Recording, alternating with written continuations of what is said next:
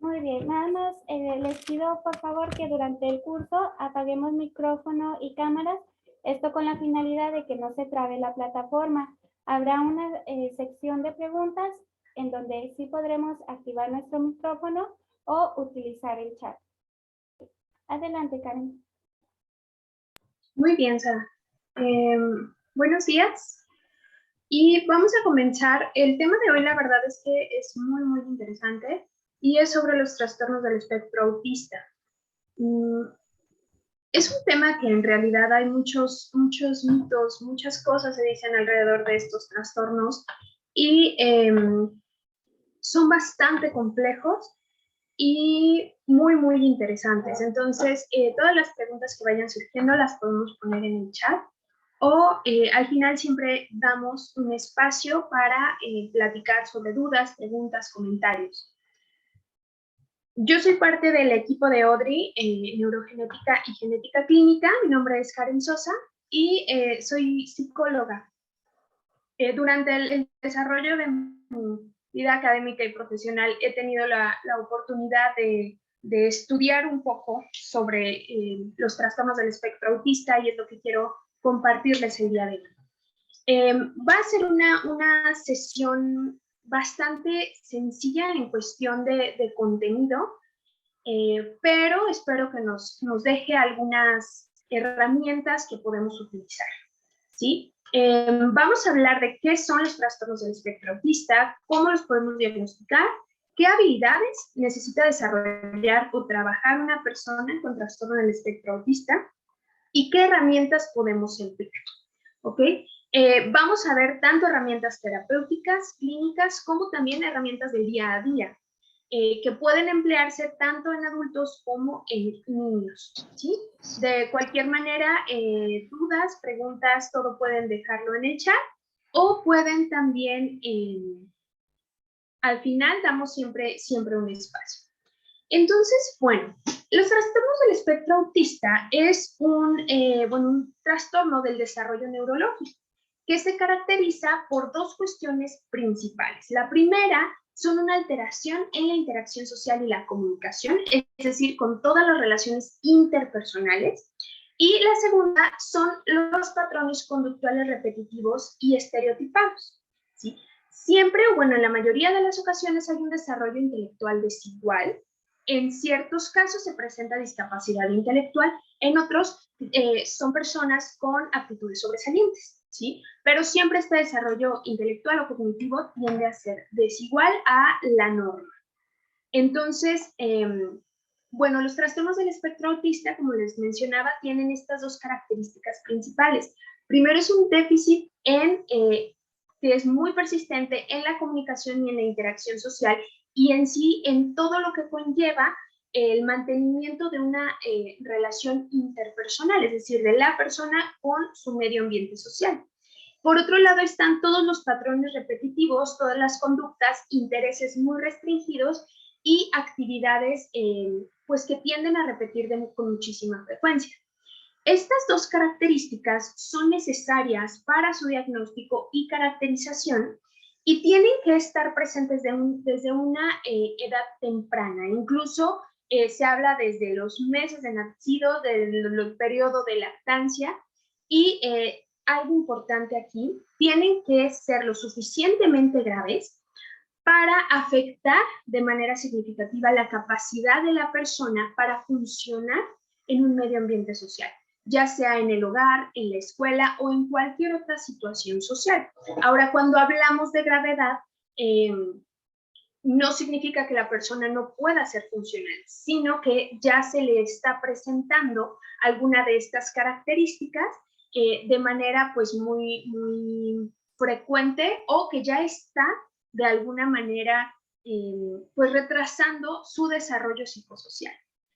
Entonces, bueno, dentro del déficit de comunicación social o habilidades sociales encontramos estos tres puntos, que son el déficit en la reciprocidad social o emocional. Esto significa que algunas personas con trastornos del espectro autista tienen la incapacidad para iniciar o responder interacciones sociales. Y sobre todo, que esta es una parte muy específica de los TEA, que es que no hay un intercambio emocional.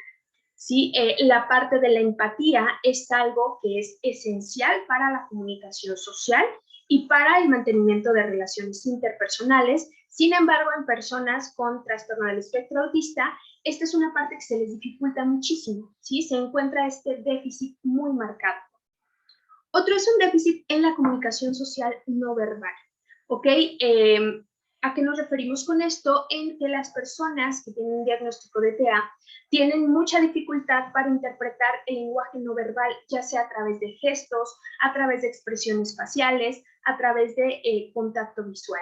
Y esto, a final de cuentas, también es importante para la reciprocidad emocional en una conversación o en una relación interpersonal, ¿sí? También algo que tiene que ver con la comunicación no verbal es que las personas con trastorno del espectro autista tienen una dificultad persistente para entender un lenguaje no literal, y que a final de cuentas pues también es un lenguaje no verbal. Y también se presenta mucho un déficit en el desarrollo y el mantenimiento de las relaciones interpersonales. Son personas a las que realmente se les dificulta mantener amistades y ajustar ciertos comportamientos o lenguajes a lo que es socialmente esperado. ¿Sí? Esto con respecto al déficit en la comunicación social. Estos 3 puntos tienen que estar presentes para que una persona pueda ser diagnosticada con trastorno del espectro autista. Ahora, con respecto a los patrones repetitivos y restringidos, nos vamos a enfocar en la conducta, en los intereses, las motivaciones o las actividades que realizan estas personas. Para empezar, es muy persistente y muy común cierto tipo de movimientos estereotipados, que son repetitivos, como aletear las manos, como el movimiento corporal, como el chasqueo de las manos de manera repetitiva, o la ecolalia, es decir, la repetición de ciertas palabras o de ciertas frases. También dentro de estos movimientos estereotipados o del habla, es que tienen un tono muy particular de hablar, a veces pueden hacerlo como con cierta melodía, como un cantadito particular, o tienden a utilizar palabras que pues no corresponden tanto a su edad o tienen un habla que parece de una persona más adulta. ¿Sí? También tienen un cumplimiento estricto de rutinas, tienen mucha dificultad para adaptarse a cambios por pequeños que sean, ya sean en su rutina diaria o en el cómo están dispuestos los espacios en los que trabajan o en los que están. También tienen intereses fijos muy persistentes, que son como básicamente intereses muy restrictivos, es decir, les gustan, no sé, por ejemplo, los animales o los dinosaurios, tienen miedos o pueden desarrollar fobias muy específicas, ¿sí? Y también algo muy interesante y muy persistente en las personas con trastorno del espectro autista es una reacción excesiva o insuficiente a estímulos sensoriales. Una parte importante del TEA es una hipersensibilidad sensorial a cualquier tipo de estímulos. Pueden ser estímulos visuales, estímulos auditivos, estímulos sensoriales, estímulos olfatorios. Cualquier tipo de estímulos les puede generar ya sea una respuesta excesiva o una respuesta insuficiente. Ciertas texturas, ciertos olores, ciertos sonidos, cualquier tipo de estímulo sensorial. Entonces, ¿cómo nosotros realizamos un diagnóstico? Nos basamos siempre en los criterios del Manual Diagnóstico y Estadístico de los Trastornos Mentales, que bueno, es el que conocemos como DSM-5, y como les decía, requiere que se presenten estas alteraciones o déficit en la comunicación social y al menos 2 conductas o intereses estereotipados dentro de estos patrones repetitivos y restringidos. Entonces, si se fijan, porque este es uno de los grandes mitos que hay con respecto al autismo, el hecho de, bueno, si un niño no me ve a los ojos o tarda en hablar, entonces es un niño con autismo. En realidad no, es muy complejo el diagnóstico de este trastorno. De hecho, se requiere una evaluación muy compleja y muy completa con respecto a la interacción social que tienen las personas en su medio ambiente familiar, en el medio ambiente escolar, las personas o los niños que ya están dentro de sus escuelas o en un ambiente laboral, en los adultos. No es sencillo el diagnóstico, por lo tanto hay muchísimos mitos al respecto. Sí, pero siempre nosotros nos basamos en los criterios diagnósticos ya establecidos por el DSM-5 y tienen que estar presentes de manera persistente estas alteraciones en la interacción social, en la comunicación y también estas conductas o intereses restringidos. ¿Sí? También no es que se deban o aparezcan de manera repentina, incluso el manual nos menciona que tienen que estar presentes desde la primera infancia, ¿sí? ¿Cómo podemos detectarlo o cómo podemos nosotros empezar a notar este tipo de situaciones en las personas que nos rodean o incluso en nosotros mismos? En algunas ocasiones se presenta la hiperactividad, ¿sí? Sin embargo, hay que mencionarlo, no en todas las personas se presentan las mismas conductas, porque como decíamos, hay muchísimos tipos de patrones de conducta o de patrones restringidos o de intereses o actividades que realizan las personas con trastorno del espectro autista. Por lo tanto, no hay como un patrón específico que tenga que cumplir una persona para ser diagnosticada con TEA. Entonces, hay personas que presentan hiperactividad y hay personas que no, ¿sí? Hay niños, y generalmente esto sí es como en la generalidad, prefieren jugar solos por la misma dificultad que les presenta la interacción social. Tienen cierta intolerancia a sonidos, pero no necesariamente a sonidos fuertes únicamente, sino a cierto tipo de tonos. También, como les decía, ciertas texturas, ciertos olores, ciertos sabores. Esto también restringe mucho los intereses que tiene una persona con TEA. En cuestión de la alimentación, por ejemplo, ¿sí? Que es un aspecto con el que batallamos generalmente cuando trabajamos con personas con trastorno del espectro autista, porque esta misma hipersensibilidad puede ser que les genere dificultades para tolerar ciertos olores, ciertos sabores, por eso su interés en la comida también es muy restrictivo, ¿sí? Porque solamente hay ciertas texturas que toleran, ciertos sabores u olores. También tienen intereses excesivos por algunas cosas, pero son súper específicos. Ahora, como les digo, no todas las personas con autismo presentan todo esto, ¿ok?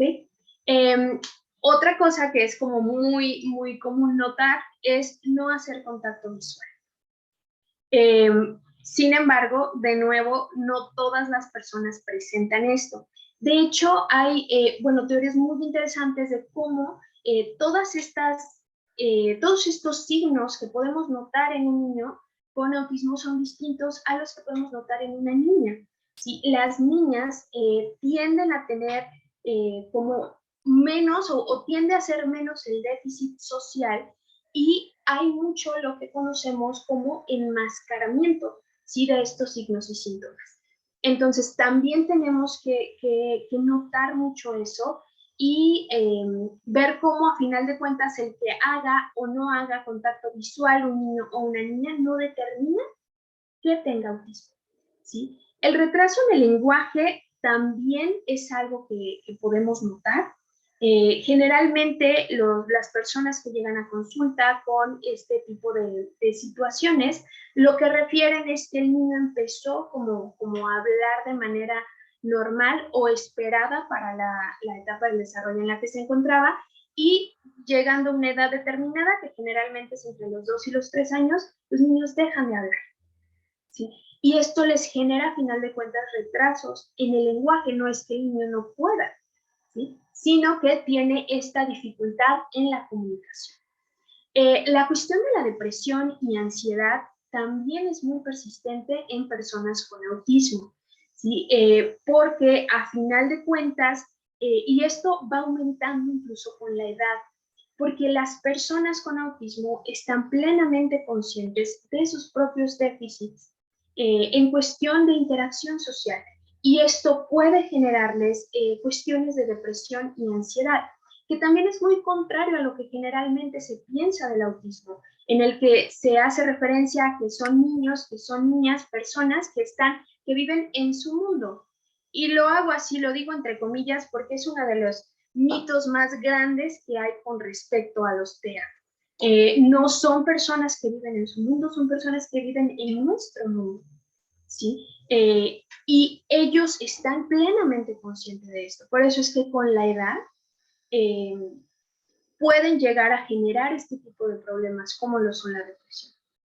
Tienden a rechazar mucho el contacto físico, pero no solamente, no como una cuestión tanto pues, de déficit en una comunicación no verbal, como la expresión del cariño a través de un abrazo, sino por esta misma hipersensibilidad que ellos tienen. ¿Sí? Los problemas de sueño también es algo muy persistente en personas con autismo. Entonces, eso es algo que también podemos notar. Sin embargo, como les menciono, el que un niño o niña tenga o no cualquiera de estos signos de los que hemos estado hablando no determina que tenga autismo. Es necesario hacer una evaluación completa, ¿sí? del niño, de sus motivaciones, de sus intereses, del niño dentro de su sistema familiar, del niño dentro de su sistema social. Entonces, no es tan sencillo como simplemente decir, o tan reduccionista como decir simplemente, bueno, pues es que no me ve a los ojos cuando le hablo. Y eso es reducir muchísimo el diagnóstico del TEA. Entonces, hay muchas otras cosas que podemos notar, como este uso inadecuado del lenguaje. Tienden a referirse los niños a ellos mismos por su nombre. Yo diría, por ejemplo, Karen tiene sed, ¿sí? En lugar de decir yo tengo sed. Y este es solamente como un signo que podemos o no notar, de nuevo, son cosas que pueden o no estar presentes. Y esto puede ocurrir como en un grado muy variable, también va cambiando dependiendo de la etapa del desarrollo en la que se encuentre. Son niños que pueden llegar a ser muy imprudentes, pueden decir o utilizar palabras poco comunes y también pueden llegar a tener un lenguaje muy escaso o incluso ausente. Ahora, esto no significa que no entiendan, ¿sí? Recordemos que bueno, como les decía al principio, la discapacidad intelectual no está presente en todos los casos, ¿sí? También tienen este problema por la expresión emocional, ¿ok? Tienen intereses muy restrictivos por ciertas actividades muy específicas, por ciertos temas muy específicos, incluso en cuestiones de comida, en cuestiones no sé, programas que ven en la televisión, por ejemplo. Tienen un apego muy estricto a las rutinas y expresan muchísima incomodidad cuando se modifican estas rutinas. Tienen lo que conocemos como estereotipias motoras, ¿sí? Que son movimientos repetitivos, como les decía, aletear las manos, caminar, correr en círculos, jugar con los dedos, mover la boca, los ojos, las cejas de una manera muy determinada. Tienen o llegan a presentar dificultades en la atención, ¿sí? Les cuesta trabajo o les puede llegar a costar trabajo seguir órdenes y atender actividades como muy comunes, ¿sí? También tienden a tener esta respuesta anormal a estímulos sensoriales. Como les digo, hay ciertas texturas que no toleran. No sé, por ejemplo, se me viene a la mente ahorita una paciente, ella ya ahorita es adulto, pero ella jamás toleró usar calzado distinto al deportivo. Nunca toleró usar un calzado cerrado, un calzado que le oprimiera el pie, y no era como en esta cuestión de que no le gustara, sino de que no toleraba sentir su pie muy comprimido o restringido. Entonces son como esas respuestas y se le llama anormal porque a final de cuentas las demás personas, quienes no estamos diagnosticados con un trastorno por déficit del espectro autista, nos adaptamos a un constructo social o a lo que se espera de nosotros en la sociedad. Las personas con autismo no. ¿sí? Responden a sus estímulos o a cómo ellos perciben los estímulos sensoriales. Por lo tanto, esta chica, pues en realidad no le interesaba, ella es bastante funcional, pero no le interesaba tanto el tener que acceder a este constructo social de utilizar el calzado de acuerdo a dónde estás, sino más bien respondía a su necesidad de este estímulo sensorial que ella sentía. ¿Sí? También hay una inadecuada reacción ante el peligro y esto tiene que ver con esta respuesta ante los estímulos. Pueden actuar muy calmados ante situaciones que pueden llegar a ser muy peligrosas o pueden también alterarse muy fácilmente en situaciones que la mayoría de las personas o quienes no somos diagnosticados con un TEA, pues no consideramos objetivamente peligrosas. También pueden llegar a tener una dificultad o incluso una incapacidad para mirar a los ojos de una persona cuando hablan. Esto responde a lo mismo de esta respuesta estímulo sensorial. Hablando con personas con trastorno del espectro autista, les genera mucha ansiedad mirar a una persona a los ojos. Es por esto que evitan el contacto visual. ¿Sí? Hay o puede llegar a haber alteraciones en el comportamiento como hiperactividad, impulsividad, agresividad. De hecho, el trastorno por déficit de atención con hiperactividad suele también estar presente. No en todos los casos, pero puede presentarse como una patología pues complementaria o dual. También, como les decía, hay un desarrollo irregular en cuanto a las habilidades cognitivas. Hay personas que pueden tener algún tipo de discapacidad intelectual, algún trastorno del aprendizaje. Hay otras personas que pueden presentar alguna habilidad excepcional en algún área específica del desarrollo cognitivo. Sin embargo, esto es muy variable. ¿Sí? Hay personas también que ni tienen trastornos del aprendizaje ni tienen aptitudes sobresalientes. Entonces, los hay de todos. También puede llegar a presentarse un retraso en el desarrollo motor, pueden llegar a tener problemas de coordinación o una inadecuada motricidad fina o gruesa. ¿Sí? También esto, bueno, responde a muchísimas otras cosas. Como les digo, es un trastorno bastante complejo porque llega o puede llegar a afectar muchísimas áreas de la vida de una persona, ¿sí? Sobre todo en cuestión del desarrollo psicosocial. Ahora, también se ha reportado que hay ciertos signos que nosotros podemos notar incluso antes de que lleguen a una etapa preescolar, que es generalmente cuando se empieza a notar, ¿sí?, estos déficits en la comunicación, que es que el niño ya tiene 3 años y pues todavía no habla, o todavía no controla esfínteres, o no sé, tiene cierta dificultad o tiene muchísima o reacciona de manera exacerbada ante ciertos estímulos sensoriales, que generalmente es en la etapa preescolar cuando empezamos a notar. Cuando los niños ya empiezan a socializar fuera de un ambiente familiar, que es mucho más controlado. Y a final de cuentas también las familias nos adaptamos a los niños. Entonces, cuando los niños salen de ese ambiente que es más controlado y se enfrentan ante una situación social como lo es ya la escuela o el preescolar, es cuando empezamos a notar esos déficits. Sin embargo, hay muchísimas cosas que pueden notarse desde antes. Se reporta que, por ejemplo, no miran a la mamá cuando están siendo alimentados, hay una escasa reacción a sonidos ambientales o una exacerbada reacción a sonidos ambientales.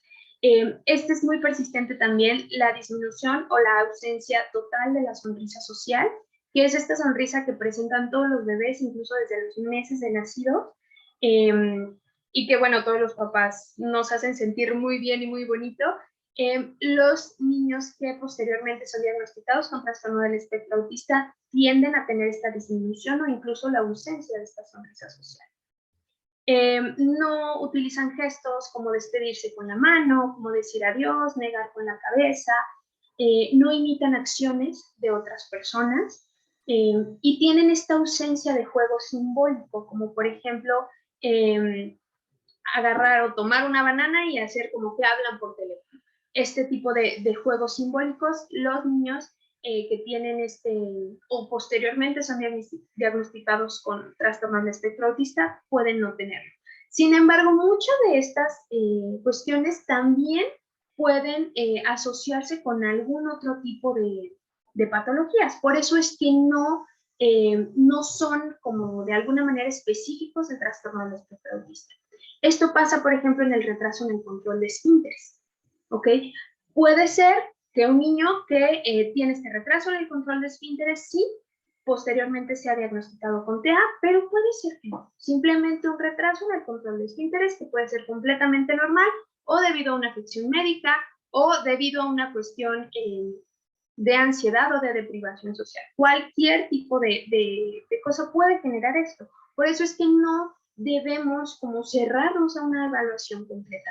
Y no por notar ciertos puntos de los que están aquí descritos, vamos a autodiagnosticarnos con autismo o diagnosticar a las personas que nos rodean. Recordemos que el diagnóstico siempre tiene que ser por personas certificadas y preparadas en este tipo de trastornos.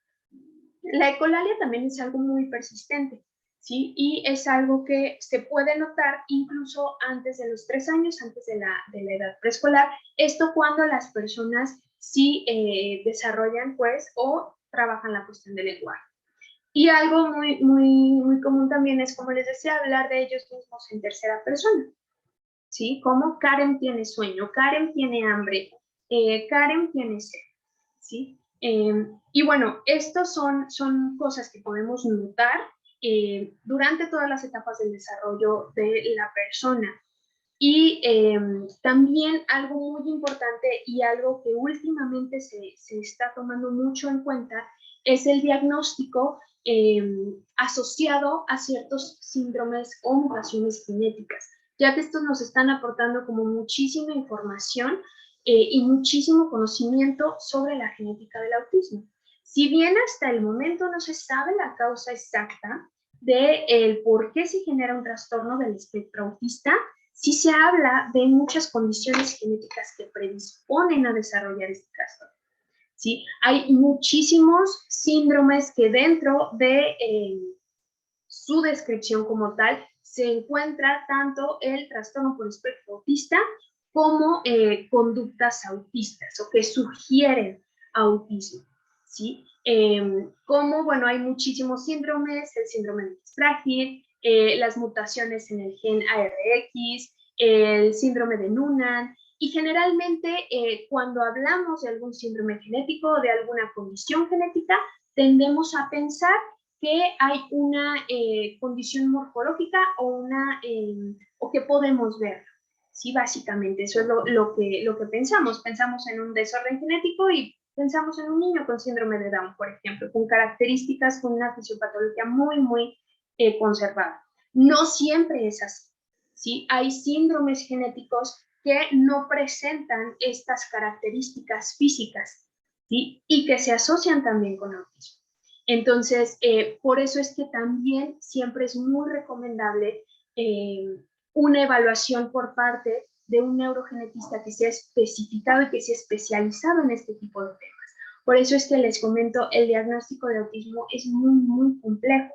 Ahora, no todos los autismos son sindrómicos, ¿sí? Y no todos los síndromes generan autismo. Sin embargo, sí se ha encontrado una asociación muy importante entre estas dos condiciones, los síndromes genéticos, como los que les pongo aquí, el síndrome de Rett, síndrome de Noonan, y también entre el desarrollo de trastornos del espectro autista. Sin embargo, hasta el momento no se ha establecido como una causa única las cuestiones genéticas, ¿sí? Ahora, ¿por qué se habla de espectro?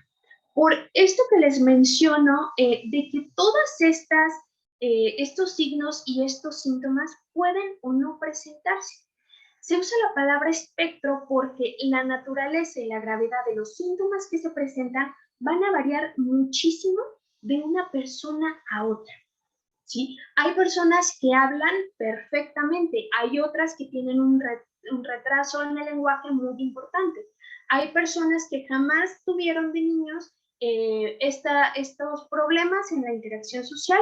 Hay personas que tienen muchísimos problemas en la interacción social.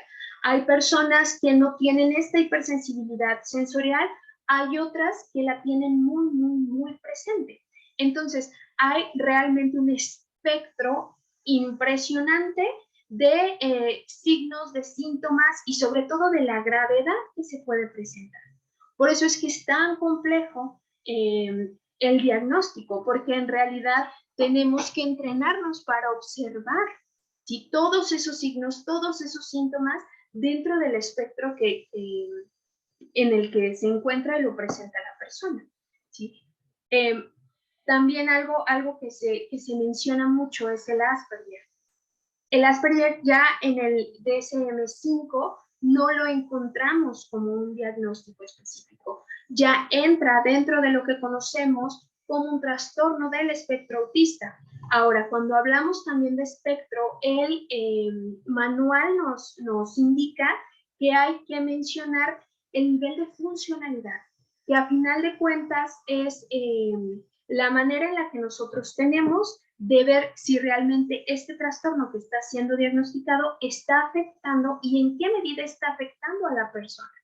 El Asperger es lo que consideraríamos un trastorno del espectro autista y dentro del espectro una cuestión muy, muy funcional. ¿Sí? Sin embargo, ya no se diagnostica como tal el Asperger. Ya todas las personas son diagnosticadas dentro del espectro autista. ¿Sí? Y bueno, ante esto ha habido un diálogo y muchísimas críticas, pero a final de cuentas esto es lo que nos marca el manual y que en realidad tiene mucho sentido si nos ponemos a pensar como en la naturaleza y en la gravedad de los síntomas. Hay personas que realmente sus síntomas no son graves, sin embargo son persistentes. ¿Sí? Entonces, por eso es que tenemos que notar todo, y no solo a la persona, sino a la persona también dentro de su contexto. ¿Sí?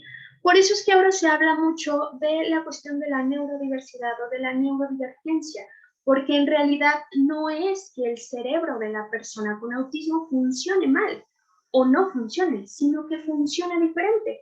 Y hay muchos otros aspectos y hay muchos otros trastornos que están incluidos dentro de esto que ahora se maneja como neurodiversidad.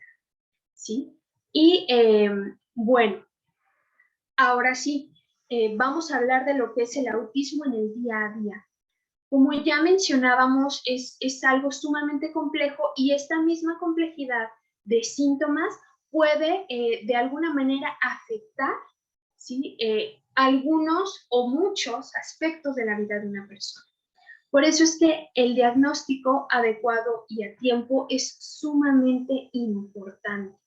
¿Sí? Si bien algo que yo menciono siempre a mis pacientes es que el diagnóstico no nos define, sí es importante saber que es una clave que nos sirve tanto a nosotros las personas que podemos ser diagnosticadas con algún trastorno y también a nuestras familias y también al ambiente social en el que nos desarrollamos.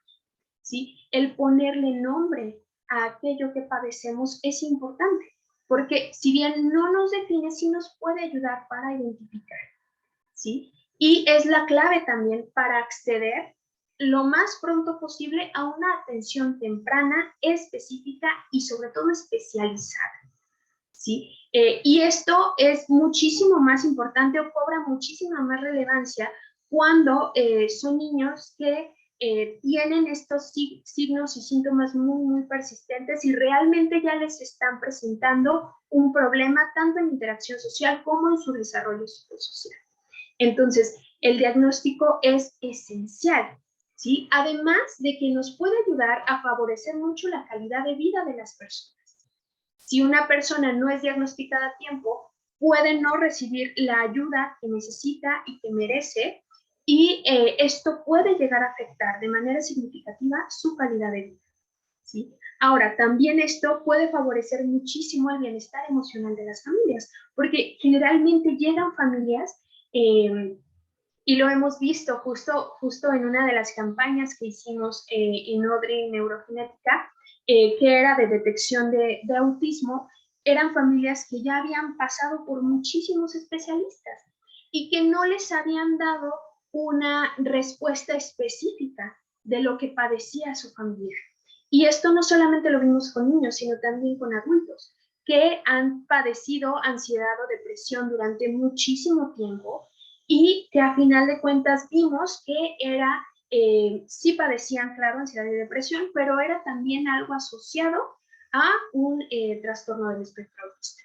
Entonces, esto les había hecho crecer a estos adultos con esta conciencia de la dificultad que les presentaba absolutamente todo, ¿sí? Y son personas que vemos ya en la edad adulta que tienen esta incapacidad de interacción social y a final de cuentas también esta culpa interiorizada de que hay algo mal en mí, porque no pienso igual que todos, porque no me puedo adaptar igual que todos. Entonces el diagnóstico siempre, siempre es esencial para una atención especializada y cuando se es adulto también para entender por qué pienso diferente, por qué mi cerebro funciona distinto. Ver que no hay nada malo con ellos. No es que piensen mal o no piensen, sino que piensan distinto. Y esto obviamente favorece muchísimo a la estructura emocional y a la visión y la perspectiva que tenemos de nosotros mismos. Por eso es que el diagnóstico es esencial, ¿sí? Ahora, también otra cosa muy, muy, muy importante, tanto en las personas diagnosticadas con TEA como con su familia, es la psicoeducación, ¿sí? Lo más valioso en una persona con autismo es esto, porque a final de cuentas es algo que no podemos cambiar, ¿sí? No podemos cambiar la manera en la que funciona su cerebro, ¿ok? Y si no educamos, pues, para integrar a las personas con autismo, entonces, ¿para qué educamos? Es importante y es muy necesario que tanto la persona con autismo entienda de su trastorno, como también la familia que lo rodea y el medio ambiente social más inmediato, incluso el sistema escolar. Porque a final de cuentas, lo que buscamos o lo que queremos siempre es la integración de todas las personas en todos los contextos sociales, ¿sí? El hablar de autismo, el tener este tipo de espacios, el generar este tipo de espacios en donde podamos hablar sobre esto, en donde podamos hablar sobre las dificultades que presenta una persona con autismo, en donde una persona con autismo también se pueda expresar de manera libre, esto lo que hace y lo que genera es integración. Y también no solamente hablar integración de que las personas con autismo se adapten a la sociedad, sí, pero no en su totalidad. También la sociedad nos tenemos que adaptar a las personas con trastorno del espectro autista. No solo es responsabilidad de las personas con este diagnóstico integrarse a la sociedad, también es responsabilidad social nuestra, ¿sí? El generar nosotros herramientas para que estas personas puedan sentirse integradas y bienvenidas. Ahora, como les mencionaba, son personas que tienen la plena conciencia de las dificultades que están viviendo y esto se acrecenta aún con la edad. Entonces, el saber sobre el TEA, de las dificultades que presenta, de los signos, de los síntomas, de los tratamientos que tienen estas personas, todo esto lo que genera es integración y todo eso es lo que conocemos como psicoeducación, ¿sí? Otra cosa muy importante en el día a día de una persona con trastorno del espectro autista es la detección de fortalezas, porque se habla mucho, mucho, mucho de las dificultades que tiene una persona con autismo. Sin embargo, no todo es malo, ¿sí? En el diagnóstico de TEA. Hay muchas cosas buenas, son personas muy conectadas con sus emociones, aunque no lo expresen, pueden llegar a ser personas muy creativas, ¿sí? ¿Y qué es lo que ha pasado? Que nos hemos encargado de evaluar el carácter funcional en cuanto a qué tanto se adapta a la sociedad como nosotros la conocemos y la percibimos. Sin embargo, como ya vimos, la parte de su neurodivergencia o de la neurodiversidad también nos exige saber que ellos perciben la realidad y el mundo de una manera diferente, ¿sí? Y trabajan con el mundo y la realidad de una manera distinta. Entonces, no es tanto el carácter funcional de que se adapten a la sociedad como yo la entiendo, sino también buscar adaptar a la sociedad a ellos y a su neurodiversidad, ¿sí? Entonces, ¿qué tenemos que ver? evaluar los contextos, evaluar los ambientes en los que estas personas se desarrollan, qué puede ser favorable para ellos, qué puede facilitarles o limitarles su desarrollo cognitivo y psicosocial, ¿sí? No todo es malo en el autismo, hay muchas cosas buenas. Entonces, ¿qué tenemos que hacernos? Darnos a la tarea de evaluar a las personas con autismo y no solo limitarnos a identificar alteraciones o déficits o características conductuales atípicas, sino también evaluar las habilidades, ¿sí? El desarrollo, los perfiles conductuales, porque a final de cuentas esto también nos puede ayudar a detectar fortalezas. Puede que sean, como les digo, y tienden a ser personas muy creativas. Sí pueden desarrollar o pueden generar soluciones de problemas por esta misma creatividad. Ahora, el hecho de que no lo comuniquen no significa que no tengan nada que expresar. Este perfil de habilidades debe incluir también lo que se espera en un desarrollo normal, también habilidades académicas en las que hay ocasiones en las que sobresalen muchísimo, y algo muy importante, perfiles vocacionales y laborales. Sí, porque a final de cuentas lo que queremos cuando diagnosticamos a un niño o niña con trastorno del espectro autista es que llegue a ser una persona feliz, que es lo que queremos, de hecho, con todas las personas, tengan o no un diagnóstico de alguna psicopatología. ¿Sí? Entonces, ¿qué tenemos también que incluir? ¿Cuáles son sus intereses a nivel de vocación, a nivel laboral? ¿Qué les interesa realmente hacer? Porque si los ponemos en el contexto que a ellos les gusta y les interesa, probablemente lleguen a ser personas brillantes en esa área, ¿sí? Pero si los encasillamos a lo que queremos que aprendan por este desarrollo normal que nosotros pretendemos enseñar, entonces van a ser y pueden llegar a crecer como personas con muchísimas frustraciones que, como les digo, generan después mucha ansiedad y mucha depresión. Entonces, estos perfiles conductuales que tenemos que evaluar tienen que evaluar también distintas variables de los contextos y los ambientes en los que se desarrollan. No solamente establecer objetivos educativos o conductuales como específicos a que ellos quepan en la sociedad, ¿sí?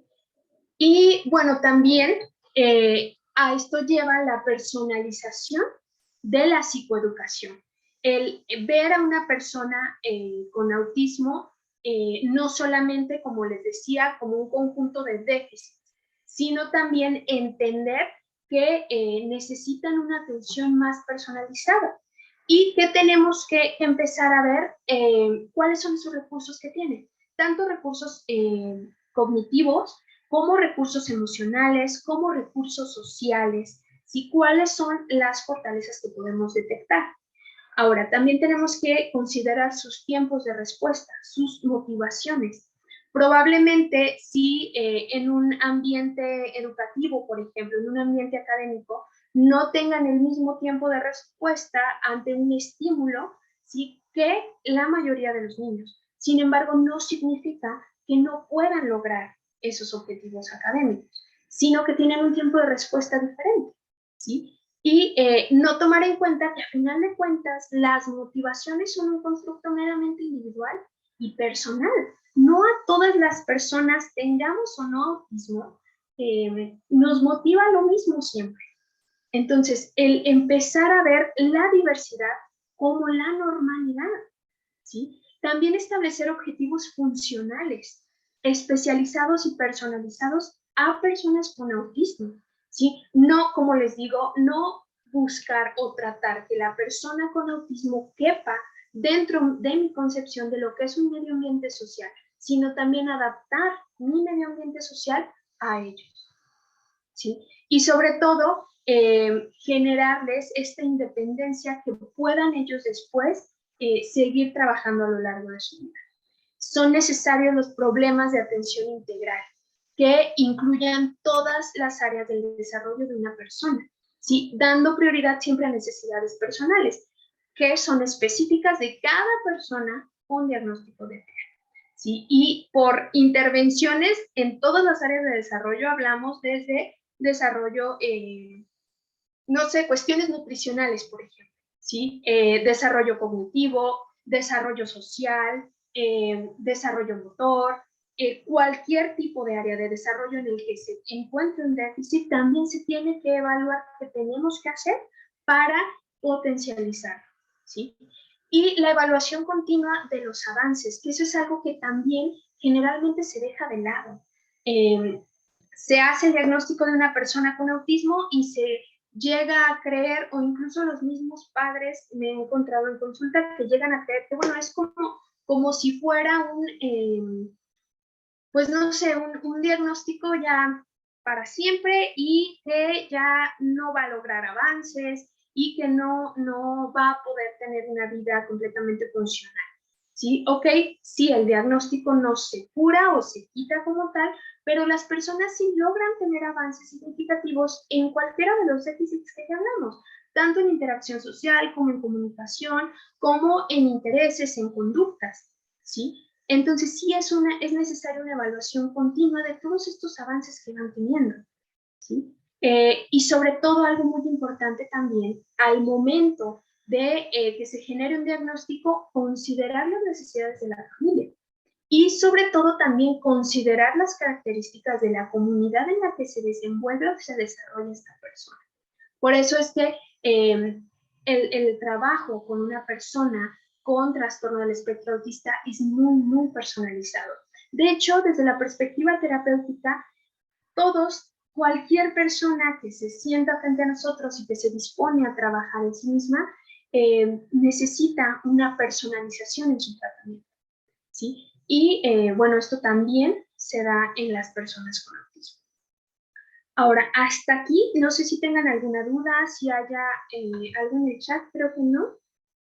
Antes de pasar como a estrategias más prácticas, ¿sí? Que, bueno, como les digo, a final de cuentas, la psicoeducación, el diagnóstico y la psicoeducación son la base, ¿sí? Para entender y para tratar el autismo desde cualquier perspectiva, desde la perspectiva clínica, desde la perspectiva social, desde la perspectiva académica. Tenemos que sí educarlos a ellos y enseñarles, pero también a nosotros, ¿sí? A nosotros que somos quienes a final de cuentas los atendemos en ambientes académicos, en ambientes clínicos, ¿sí? Y sobre todo en ambientes sociales, porque a final de cuentas no tenemos que dejar de lado que ellos son parte de esta sociedad, ¿sí? Entonces, bueno, si no hay preguntas, voy a continuar. Hablando en cuestiones de neurodiversidad, que es lo que les platicaba, que es como el nuevo enfoque hacia donde se orienta el estudio del autismo, aquí nos incluyen todavía el Asperger, pero ¿qué es lo que tenemos que trabajar? Muchísimas cuestiones de creatividad, cuestiones de autenticidad en el sentido de aprender a reconocerlos, ¿sí? Que ellos se reconozcan a sí mismos, tener o desarrollar conciencia sensorial, trabajar cuestiones de resiliencia, cuestiones de tolerancia a la frustración, muchísimas cosas tenemos que trabajar, pero también que pueden ser cuestiones que se encuentran muy desarrolladas en ellos. Por eso es que el diagnóstico debe ser específico y debe ser muy particular, ¿sí? Entonces, ¿qué podemos hacer como de manera muy general, muy global? Vamos a hablar primero de estrategias muy generales y después vamos a hablar de intervenciones terapéuticas, ¿sí? Primero, lo que se recomienda es estructurar el entorno, ¿sí? Fomentar la adaptación de las personas de acuerdo a las actividades que van a realizar. Siempre es bueno estructurar como de una manera muy, muy específica el entorno en el que la persona se desarrolla, desde cuestiones como su habitación, el baño que utiliza, la casa en la que vive, ¿sí? El coche en el que viaja, muchísimas cosas deben ser estructuradas por esta misma, como les digo, estos mismos intereses restringidos y también esta hipersensibilidad sensorial.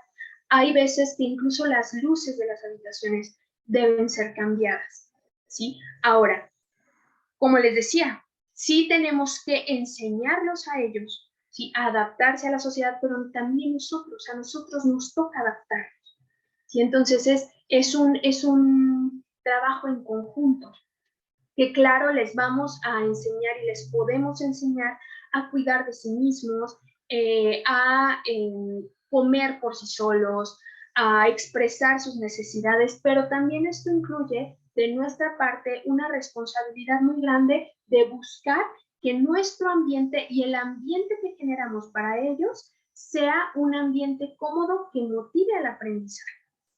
¿Sí?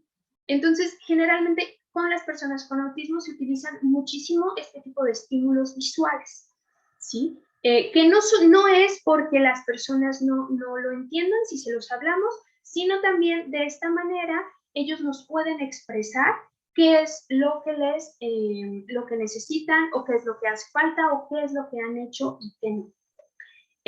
El anticipar las actividades también es una estrategia muy, muy útil, ya que generalmente son muy pocas las actividades que ellos realizan como con gusto y motivación, entonces no pueden estarse todo el tiempo, por ejemplo, jugando con los dinosaurios, ¿sí? Tenemos que enseñarles que deben adaptarse y que hay ciertas tareas que deben realizar, ¿sí? Entonces, pero tenemos que generar esto sin causar mucha ansiedad o mucha irritación.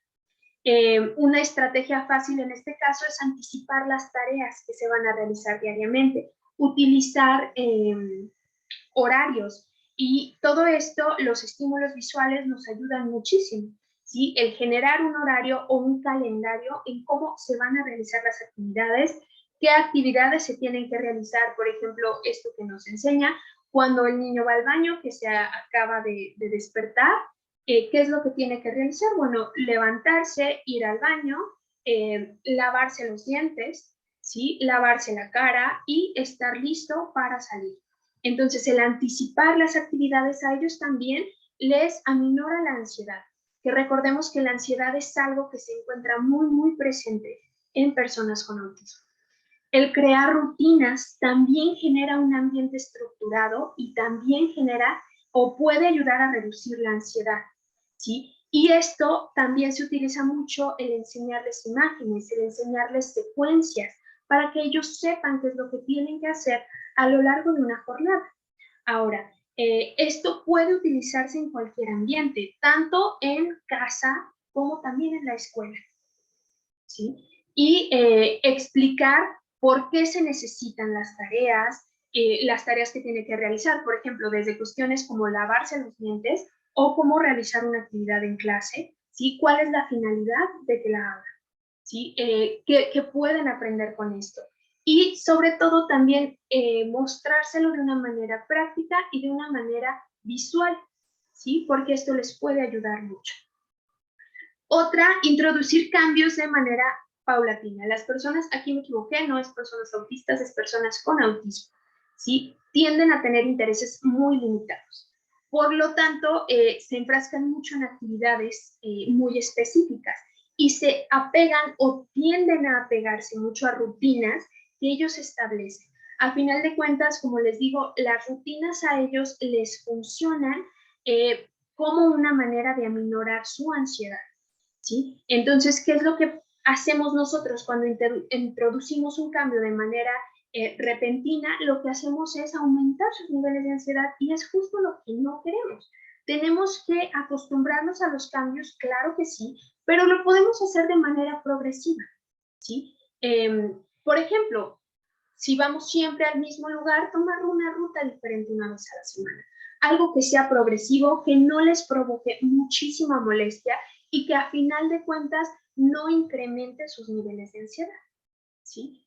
Presentándoles cosas nuevas, haciendo cambios pequeños en su área de trabajo, ¿sí? Y evitar cambios bruscos, exceso de información nueva, ¿ok? Y no solamente en un ambiente académico, sino exceso de información nueva para un niño con autismo sería cambiar, por ejemplo, cómo está dispuesta su habitación, ¿sí? Cambiar la cama de lugar, cambiar su ropa de lugar, todo eso es un exceso de información nueva que difícilmente podría una persona con autismo tolerar o que a final de cuentas le incrementa la ansiedad, ¿sí? Y bueno, ya basándonos o hablando más específicamente de modelos de intervención, estos son modelos de intervención terapéuticos. La mayoría de los modelos de intervención con personas con autismo, pues sí son bastante complejos, porque se enfocan no solamente en una cuestión específica, sino en el desarrollo de habilidades en general. Uno de los modelos que tienen como más evidencia científica es el modelo ABA, ¿sí? Son las siglas de Applied Behavior Analysis, que básicamente los tres principios que maneja, como su nombre nos lo dice, son el análisis del comportamiento aplicado. El análisis, que es el progreso que se evalúa a partir de las intervenciones que se realizan. El comportamiento, que lo que busca es generar cambios basados en principios a nivel conductual, y la aplicación de conductas observadas o esperadas, ¿sí? Este es un tratamiento que tiene muchos pros y tiene muchos contras, y hay muchísimo diálogo y debate con respecto a este tipo de modelos, pero básicamente que se requiere una evaluación previa que incluya todo lo que les mencioné al niño, pero también al niño dentro de su contexto familiar, dentro de su contexto social, dentro del contexto académico, y un posterior diseño individualizado para la intervención. Esos son como en términos generales. Los contras que se pueden encontrar es que son modelos que requieren muchísimo tiempo de intervención, en cuestión de que se habla de 20 a 40 horas a la semana, ¿sí?, de intervención. Por lo mismo, pueden llegar a ser modelos como muy caros, y lo que se busca es una formación específica tanto del terapeuta como de los padres, de la familia, de los maestros, ¿sí? Entonces, se enseña al niño a cambiar sus conductas o sus comportamientos aplicados, pero también a la familia, a los maestros, a los terapeutas, a lo que se tiene que esperar de él, o lo que se busca, ¿sí?, y lo que se espera de este niño. Ahora, como les digo, como es un modelo meramente conductual, hay muchísimo debate con respecto al uso de este tipo de modelos. Hay, de hecho, organizaciones de personas con autismo que no lo aprueban, porque a final de cuentas en lo único que tiende a basarse este tipo de modelos es en el que los niños aprendan conductas esperadas dentro de un medio ambiente social específico, pero en realidad no busca adecuar el sistema social a las necesidades de la persona con autismo. Entonces, pueden llegar a ser modelos muy reduccionistas, en lo que lo único que se busca es el cambio de conducta y enmascarar los síntomas para que vaya a la sociedad, ya no le provoque este malestar ver la persona diferente. Sin embargo, no adecua la sociedad y la conciencia social a la integración de personas neurodivergentes. Entonces, ese es el debate que hay con respecto a este modelo, que sí es muy útil, es muy eficaz, ¿sí?, pero que a final de cuentas lo único que busca es un cambio a nivel conductual, ¿sí? Sin embargo, es un modelo muy utilizado, y es un modelo, pues, que se ha comprobado que funciona para generar cambios conductuales únicamente, ¿sí? Hay otros modelos como el PECS, que lo que se hace o lo que se busca es un sistema de comunicación que se da por el intercambio de imágenes. Fue desarrollado como un entrenamiento para enseñar a las personas con autismo o alguna otra dificultad comunicativa a iniciarse en la comunicación. PECS lo que busca es enseñar a un paciente a intercambiar una imagen por un objeto deseado. Este es como en el nivel más básico, ¿sí?, el cual inmediatamente refuerza una petición. Esto, el modelo PECS también se basa en un modelo meramente conductual, pero sí busca generar cambios en estos déficits de comunicación, ¿sí?, porque básicamente lo que maneja el modelo es que la comunicación es un derecho humano, y que el hecho de que no puedas comunicarte no significa, o que no puedas hablar, no significa que no puedas comunicarte. Y las personas con autismo, el hecho de que algunos hablen o no significa que no tengan nada que comunicar. Entonces, esa es como un poco la diferencia. No se basa únicamente en la modificación de conductas, sino también en que la persona con autismo reconozca sus propias necesidades y genere herramientas para expresar.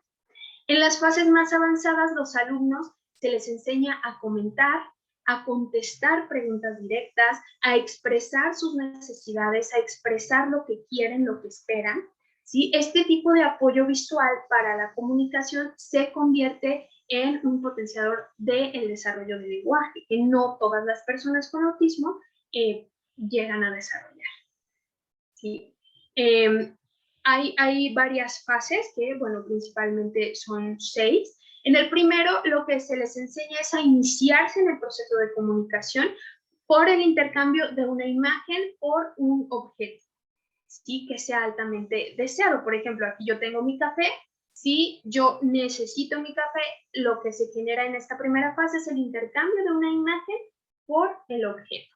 ¿Sí? En la segunda fase, lo que se enseña es a mostrar persistencia en la comunicación, en la búsqueda de las imágenes y otra cosa, en moverse hacia la persona, hacia quien quieren realizar su petición, que eso generalmente no lo hacen las personas con autismo. No se acercan a las personas para comunicarles sus necesidades. ¿Sí? En la tercera fase, lo que se busca es enseñar a las personas a discriminar entre las imágenes y ver qué imagen representa el artículo que ellos desean. Y no solamente cosas, sino también acciones. ¿Sí? La cuarta fase lo que busca es ya estructurar oraciones. Quiero, necesito, busco, ¿sí? Quiero mi café. Quiero o necesito descansar. ¿Sí? Ya estructurar una oración. La fase 5 lo que busca es enseñarles o darles herramientas para responder a la pregunta ¿qué quieres? ¿O qué necesitas? ¿Sí? Si se fijan, va aumentando un poco el grado de iniciación hacia el lenguaje y hacia una comunicación efectiva. Y la fase 6 lo que hace es enseñar a las personas a comentar cosas sobre su entorno, a hablar de manera más espontánea y también cómo responder a una pregunta. Todo esto ya nos puede generar una comunicación entre una persona con autismo. Y después lo que se busca siempre es aumentar el vocabulario, ¿sí? Recordemos que las personas con autismo o su déficit en la comunicación no es que no puedan hablar, ¿sí? Es que no tienen las herramientas. Entonces lo que se busca con este modelo como PEX es brindarles esas herramientas.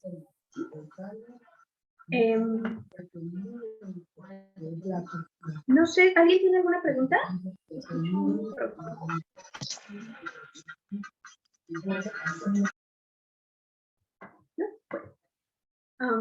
Entonces, sí, este es el... ¡Ay! Alguien me estaba preguntando algo, perdón, no veo.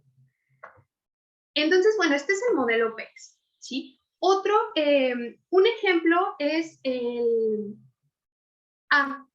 siguiente es el modelo... Ay, sí, me rebrujé. El siguiente del que vamos a hablar, que también es una intervención terapéutica, se llama PEERS y es el programa para la educación y el enriquecimiento de las relaciones sociales.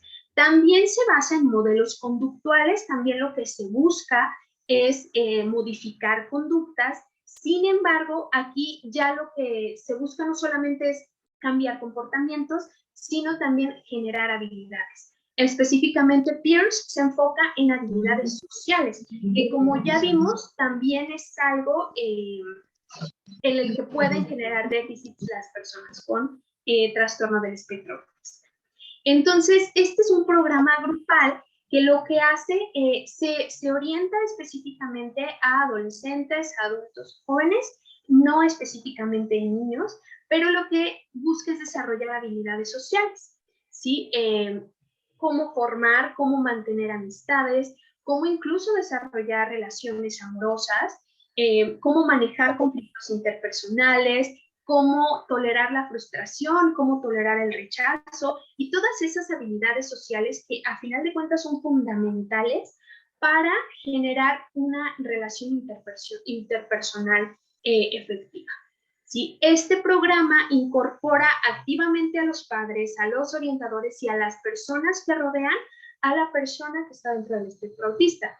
Si se fijan, ya no se basan únicamente en cambiar conductas, sino también genera habilidades y también busca cambiar el sistema social en el que está inmersa la persona y no solamente la persona con autismo. Y consiste en enseñar lo que realmente hacen las personas cuando socializan. Y esto en un contexto realista, ¿sí? Un ejemplo es ¿sí? Un ejemplo así muy sencillo del enfoque de Peirce, que es como qué sí se hace y qué no se hace. Cómo manejar un desacuerdo, por ejemplo, qué no debemos hacer, molestarte, esperar que la otra persona admita que esté equivocada, mostrar emociones negativas, gritarle a alguien o golpear a alguien o decirle que está equivocado. Esto solo convertirá un desacuerdo en una discusión.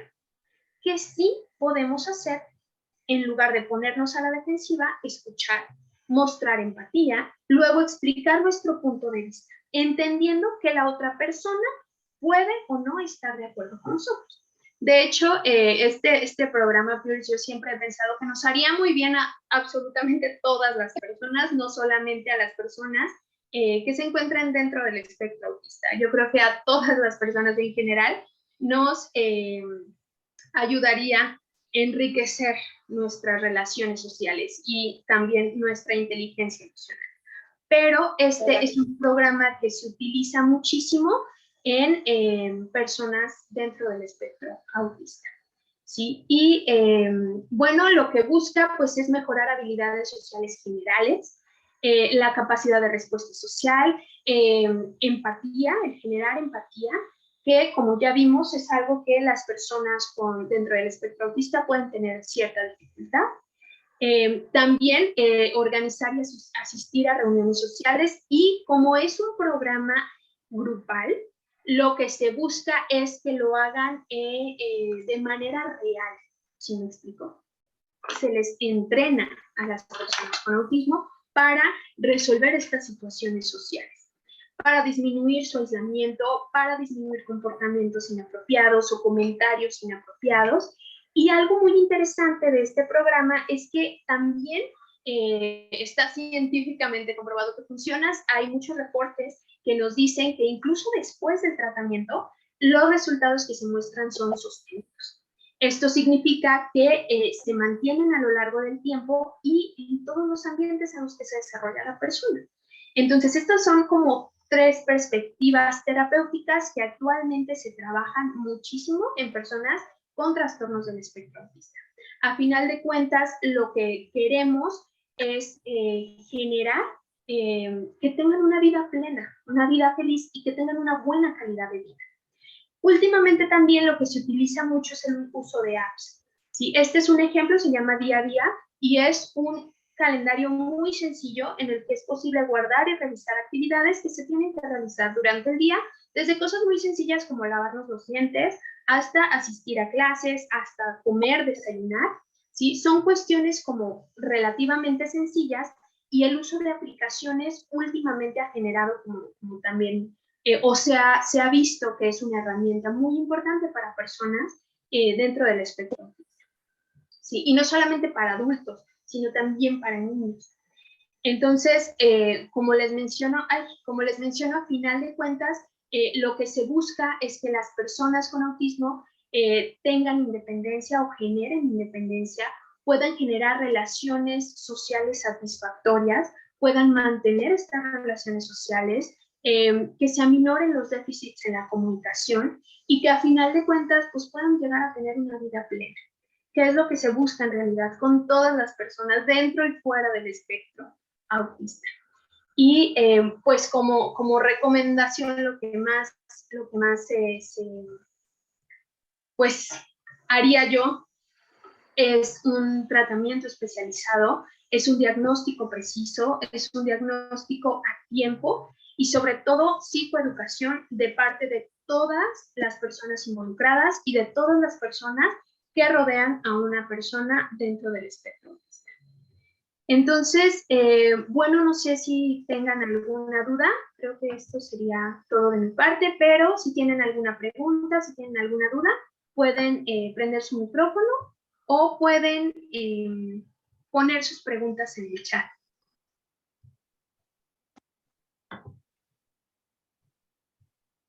No sé si te hayan mandado alguna pregunta, Sara. Ay.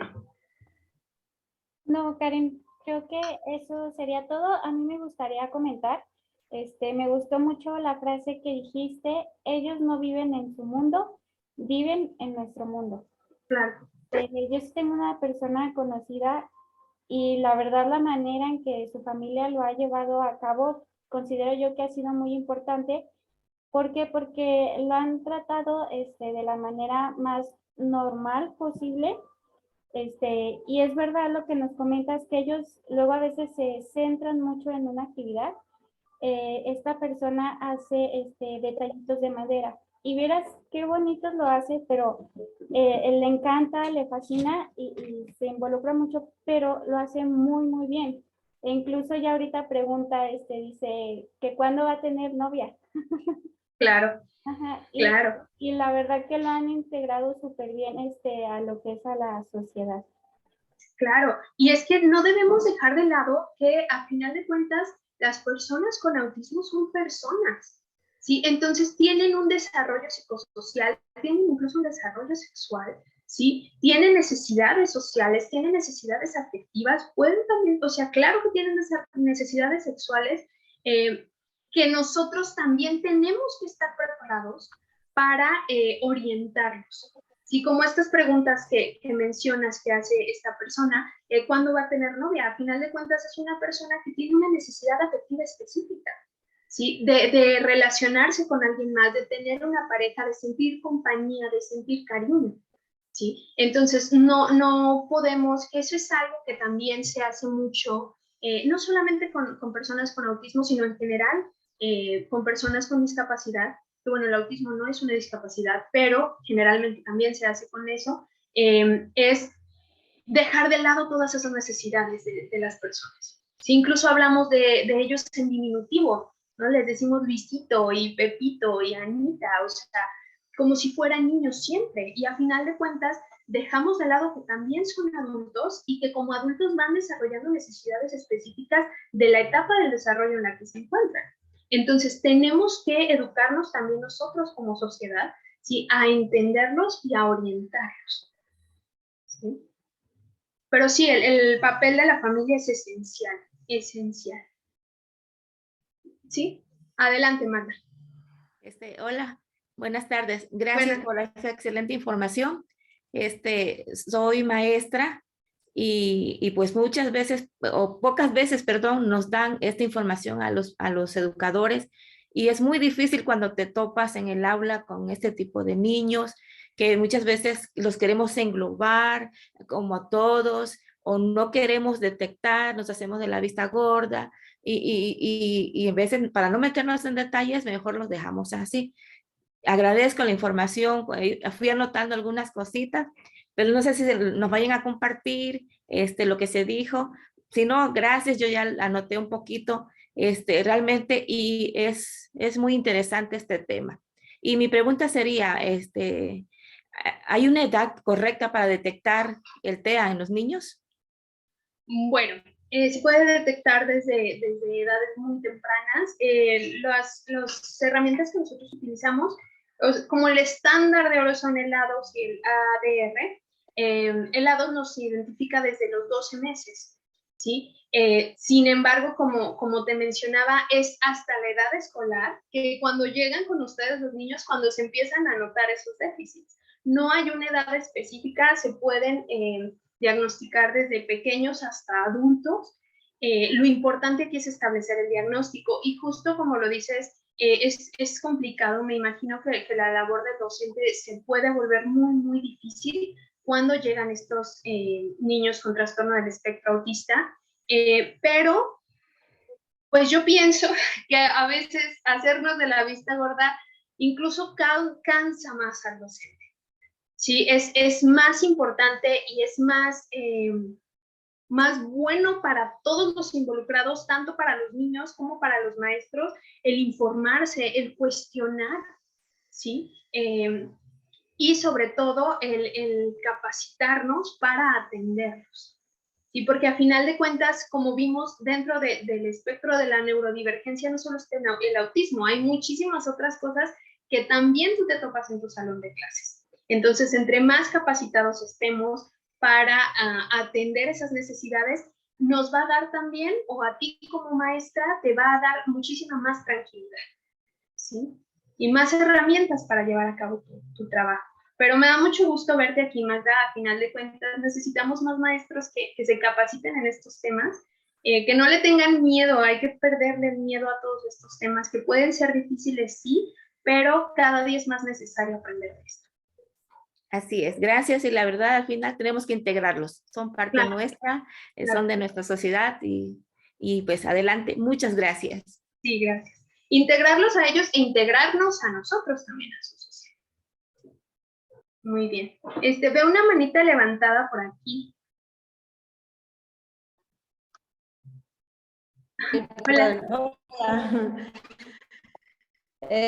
No, Karen, pues la verdad felicitarte. Yo también soy maestra de educación especial y realmente yo tenía muchas dudas. Justo ahora me llegó una niña en condición de TEA, entonces me ha costado trabajo, sobre todo con los maestros de grupo, ¿no? Con su maestro de grupo, con la escuela regular, que pues quizá no que no quieran aceptarla, sino que les cuesta trabajo también a ellos, pues trabajar con ella.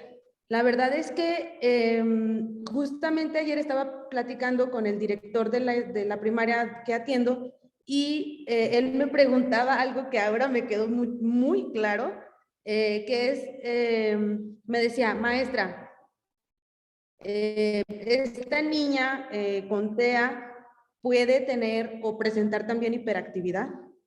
Y yo dije, chis, no sé, ¿verdad? No lo sé. Realmente dije, es una súper buena pregunta. ¿Por qué? Pues porque creemos o tenemos quizá ese sesgo de pensar que las personas con el espectro autista, pues es... quizás simplemente no pueden comunicarse, ¿no? Les cuesta trabajo comunicarse, les cuesta trabajo expresar sus emociones e incluso también pudiera pensarse que les cuesta trabajo aprender, pero, y eso como englobaría a todo, ¿no? Como lo decías, pues simple y sencillamente se reduce únicamente a una cuestión emocional quizá, o quizá a una cuestión o a un sesgo de problema en el aprendizaje. Entonces, no sé, por supuesto que estuve observando la presentación y todo eso, pero quisiera, no sé si existiera algunas estrategias. Yo lo que estoy haciendo es buscar sobre todo estrategias de trabajo muy específicas, puesto que, pues claro, me he puesto a investigar de cierta manera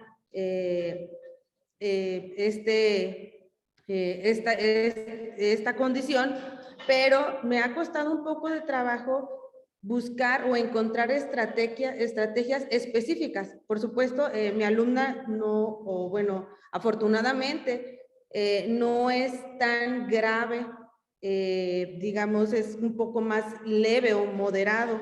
Yo creo que sería un poco más leve. Su problema básicamente es de adaptación, quizá por la cuestión de la pandemia, que no ha estado en clase o no ha estado inmersa como en el área educativa. Entonces, quizá, no sé si vi algunas aplicaciones, he tratado de buscar también algunas aplicaciones en internet, pero no me ha quedado, algunas son para, como con costo y cosas así. Quizás si pudieras más bien como apoyarnos en la cuestión de estrategias. Yo sé que eres psicóloga, pero quizá, no sé, estrategias que pudieran ayudar tanto pues más bien a la adaptación de la niña dentro pues de su rol o de su contexto escolar. Gracias. Sí, gracias, Gaby.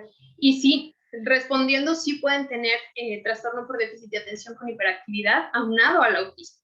Sí, y eso la verdad es que muchas veces nos hace todavía más complicada la situación tanto de un tratamiento clínico como de la adaptación a un ambiente académico.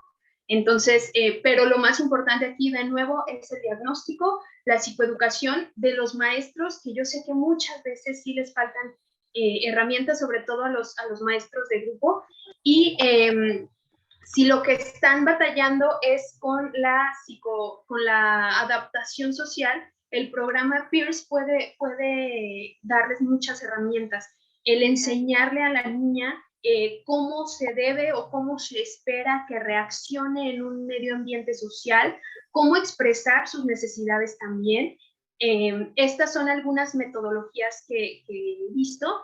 Aquí en México, la verdad es que no hay muchísimas organizaciones que nos puedan capacitar. Yo con quien me capacito es con Autismo Puebla, es una organización y ellos lo que hacen es generar esto o más bien enseñarles, incluso tienen programas específicamente para maestros que les enseñan a trabajar con niños dentro del trastorno del espectro autista. Entonces, pero sí hay muchas aplicaciones. Ese es otro de las contras con los que nos encontramos. Las certificaciones como las preparaciones que tenemos pueden llegar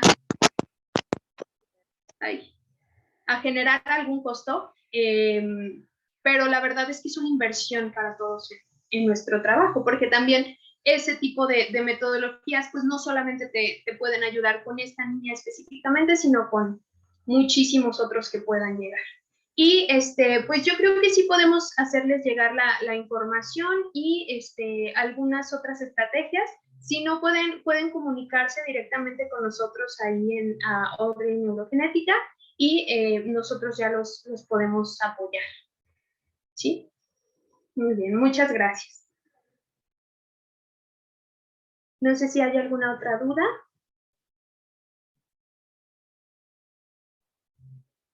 Adelante, Janet.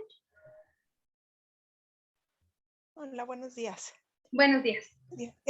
Oye, bueno, ahorita que te estaba escuchando, mi niño tiene autismo, tiene 8 años, okay. Pero a él dejó de hablar de un día para otro al año y medio. No tenía otros, digamos, signos de autismo antes del año y medio.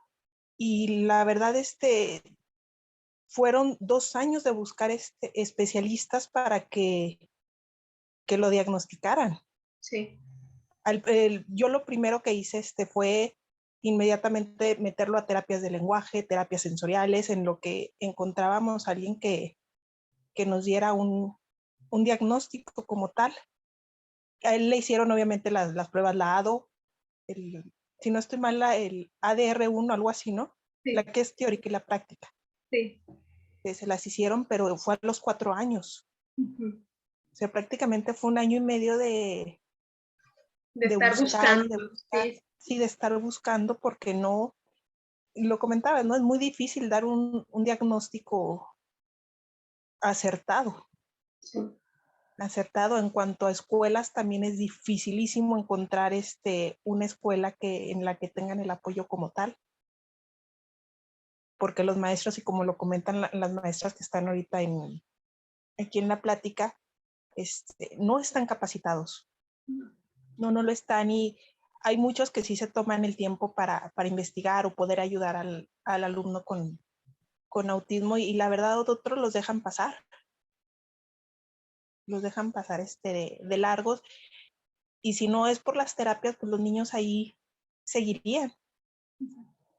Seguirían porque no se cuenta. Yo afortunadamente sí encontré escuelas y particulares donde bueno, mi hijo se llama Maximiliano, ha tenido el apoyo que requiere, y ahorita está en 2º de primaria. Por la pandemia tomé la decisión de cambiarlo. Ahorita está en una escuela pública en la que también he encontrado, bueno, su maestra en particular, ahorita que tiene en 2º, tocó la casualidad, ¿no? Que su hermana menor tiene autismo. Entonces, pues evidentemente sabe trabajar con mi hijo, y la maestra de educación especial también. Pero veo con los demás niños que en verdad es difícil encontrar el apoyo que se requiere o la comprensión que ellos requieren, porque ellos van avanzando a su ritmo al final del día. Al final, entonces, fíjate, me da gusto saber que hay dos maestras, ¿no? Que al menos están tomando el tiempo de aprender acerca más del autismo, porque es raro encontrar. Es raro encontrar y las felicito por esa parte, ¿no? De que tienen la mentalidad abierta de conocer un poco más a nuestros niños. Sí, Y ahorita desafortunadamente así puede ser.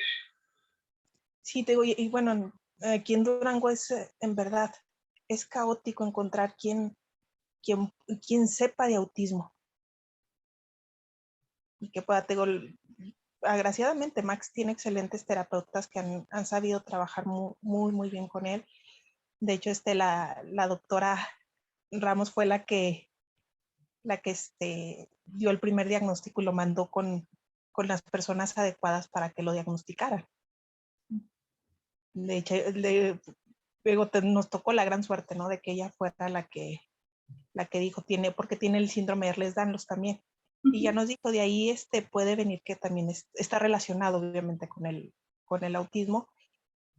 Y te digo, pero fue hasta los 4 años, después de 2 años y medio de, bueno, sí, 2 años y medio de buscar y buscar y buscar y a todos los signos que podía tener, todos los especialistas tenían respuesta.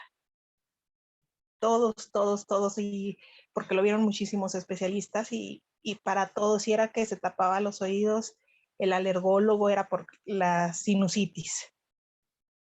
O sea, todo, que si no había dejado de hablar, coincidió con que su papá salió a trabajar fuera de Durango y también la psicóloga que lo vio. Es que tiene mutismo selectivo. Y podrían decir coloquialmente, ¿no? Fue un peregrinar. Sí. Fue un peregrinar, te digo que creo que tomé yo la decisión adecuada al momento que yo noté que dejó de hablar, que tenía un comportamiento, no sé si sea correcta la palabra decirlo, normal, de un niño de 1 año y medio, que dije, bueno, entre que es una cosa y es otra, pues se va a terapia de lenguaje y se va a terapias sensoriales, en lo que podemos encontrar quien nos diga qué es, porque en verdad está aún oscuras, de que no sabes bueno, prácticamente nada, ¿no? Y que no encuentras a los especialistas adecuados. Digo que hasta que llegamos con la doctora Ramos, fue la que ya nos empezó a orientar. Pero ¿cuántos niños en verdad hay que no están diagnosticados? Sí, y que no reciben la atención que necesitan y sobre todo que merecen. Porque merecen tener una atención de calidad y no solamente en un ambiente clínico, sino también en un ambiente académico. Y sí, eso nos da a nosotros como sociedad una responsabilidad muy grande hacia todos ellos. Sí, tenemos que formarnos, tenemos que generar estos espacios de diálogo en los que haya maestros, en los que haya médicos, en los que haya padres, en los que genere realmente pues este diálogo para hablar de todas esas dificultades que se encuentran ustedes como papás o las maestras o nosotros como terapeutas, o sea, porque a final de cuentas, pues sí, como dices tú, vamos avanzando a ciegas, ¿no? Dice mi abuelita, el que no sabes como el que no ve. Entonces, tenemos que quitarnos esa venda y aprender a ver y ya no hacer como que no están, sino capacitarnos a nosotros mismos para trabajar con ellos y darles la atención que necesitan y sobre todo que merecen. ¿Sí? Sí, a mí me dice la maestra de educación especial ahorita de la escuela en la que está. En octubre creo que, bueno, tuvieron consejo técnico o algo así. Sí. Y me toca, dijo, voy a tocar el tema del autismo. Dijo, para que los maestros conozcan, porque en la escuela donde está, es el primer niño con autismo que tienen. Diagnosticado. Diagnosticado, claro está. Sí. Diagnosticado, claro está. Y ya está ahí el certificado, ¿no? Ya lo tienen en papelito. Ujú. que tiene autismo, pero ahí se da uno cuenta de la poca inclusión que hay en la sociedad. Exacto. Dices, o sea, ¿cómo es posible que diga, voy a tomar el tema del autismo porque es el primer niño que tenemos con autismo? Digo, wow. Y eso entre comillas, ¿no? Porque como están a distancia, Claro. nada más va ahorita una vez a la semana en lo que lo van adaptando por la pandemia. Porque pues no es fácil para él, que hasta el sonido del timbre de entrada, del recreo, de la salida, pues muchos ruidos no los tolera. Sí. Entonces se va adaptando poco a poco y es difícil para él, es difícil para todos en una sociedad que no está, y en su momento, ¿verdad? Yo tampoco estaba, se puede decir, acostumbrada a sus comportamientos. Ahora ya nos detenemos más, si vemos hasta un niño en la calle con un comportamiento que no podríamos llamar normal, ya ni siquiera juzgamos porque no sabemos qué es lo que pueda tener. Porque a nosotros mismos nos pasa, ¿no? A veces cuando él no tolera algo o X cosa que tiene uno que acostumbrarse hasta que lo volteen a ver como si lo estuviéramos maltratando. Y no, simplemente él ya no tolera ciertas cosas, aunque es de las personas con autismo, bueno, así los especialistas que lo tratan, ¿no? Tiene un autismo atípico, porque él inmediatamente, él no tiene ningún problema con los cambios, ninguno, o sea, tengo que desde que estaba, pues después del año y medio con todo lo que tenía necesidad de tener todo acomodado, y todos los signos del autismo. Y a él se le trabajó muchísimo eso desde antes de los 2 años. Entonces ahorita él no tiene ningún problema con los cambios, que era de las cosas que mencionabas, ¿verdad? Hay que irlos adaptando poco a poco a los cambios. Y él no, o sea, no le afectan, digamos, como a los demás, ¿no? Mucho los cambios. Ay, ahí está ya. Aquí anda. Sí, sí, a final de cuentas se presenta distinto el autismo en cada persona. Y sí, o sea, yo la verdad celebro que la doctora Ramos genere este tipo de espacios de diálogo en los que podamos realmente conocer las diferentes perspectivas y empezar a hablar de esto, porque justamente como menciona Janet, pues no es posible que en pleno año 2022 apenas estén empezando a recibirse a niños con autismo en las escuelas o reconociendo sus diagnósticos e incluyéndolos en el ambiente educativo. Entonces sí, celebrar estos espacios de diálogo y agradecer pues mucho a la doctora Ramos, a Sara, por su apoyo, a ustedes por estar aquí presentes y pues en lo que los podamos apoyar, pues estamos con toda la disposición. ¿Sí? Ok, por ahí estaban levantando la mano, no sé. ¿No? Creo que no. Creo que la quitaron. Bueno. Ok, bueno, pues si nadie más tiene algún comentario o pregunta, pues damos por concluido este curso. Agradezco infinitamente a Audrey Neurogenética por hacer posible esta plática y a ti, Karen, por la plática tan amena y tan útil. Pues te lo agradezco mucho y a todos por su tiempo. Voy a detener la grabación. Muy bien, muchísimas gracias, Sara, y muchísimas